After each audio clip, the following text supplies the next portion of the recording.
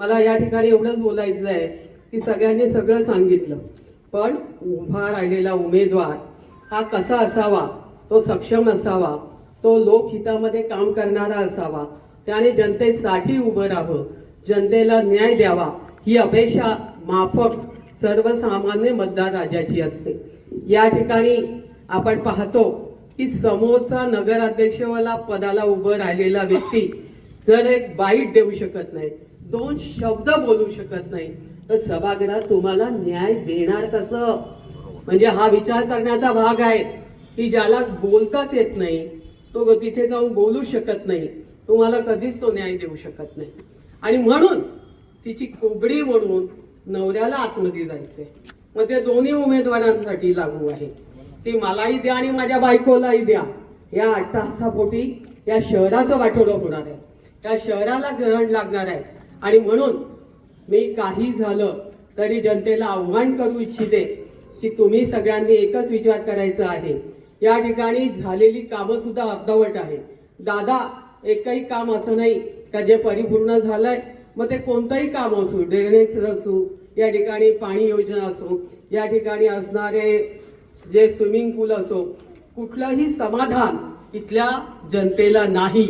आणि म्हणून दादा, आमची तुमच्याकडनं एकच माफक अपेक्षा आहे की तुमच्यासारखं नेतृत्व आमच्या डोक्यावर हात ठेवलं तर निश्चितपणाने आपण देवेंद्रजींकडनं आणि या ठिकाणी देशाचे पंतप्रधान नरेंद्र मोदी साहेब, ज्यांनी जगाला जिंकलं, जगाची मनं जिंकली, अशा व्यक्तिमत्वाकडनं आमच्या ह्या जुन्नर नगर परिषदेला न्याय द्याल आणि तो तुम्ही देणारच देणारच।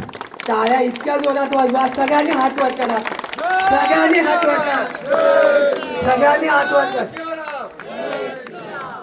अरे येऊन येऊन येणार कोण? अरे येऊन येऊन येणार कोण? या ठिकाणी कमळावरचे सगळे उमेदवार निवडून येणार।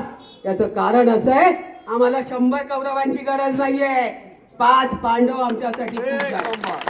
आणि ते 5 जण आतमध्ये गेल्यानंतर, 7 जण आतमध्ये गेल्यानंतर त्या ठिकाणी दाखवून देतील की नगर परिषद कशी चालवायची असते, आणि ती धमक त्यांच्यामध्ये आहे। आणि म्हणून ते शिवरायाचे पाईक आहेत, त्यांना ती संधी आपण देणारच आहात, हा विश्वास मला आहे। मला दादांचं आपल्या सगळ्यांना ऐकायचं आहे, त्यामुळे जादाचं न बोलता या ठिकाणी महेशदादा लांडगे, ज्यांनी भूतो न भविष्यो ही जी आजची मिरवणूक झाली, ती खरोखरच मी दादांचं खूप खूप कौतुक करते। त्यांना नतमस्तक होते की त्यांनी संपूर्ण शहर फिरले, नाही म्हटलं नाही, आणि खऱ्या अर्थाने त्यांनी दाखवून दिली ताकद, ही ताकद बछड्यामध्ये काय असते, ती सिंहाचा छावा आहे। आणि म्हणून दादांचं आपल्याला ऐकायचं आहे। सगळ्यांना शुभेच्छा देते। 2 दिवस कोणीही स्वस्थ बसू नका, 2 दिवस द्यायचे आहेत। तुम्ही 2 दिवस देणार आहात, आम्ही 5 वर्ष देणार आहोत।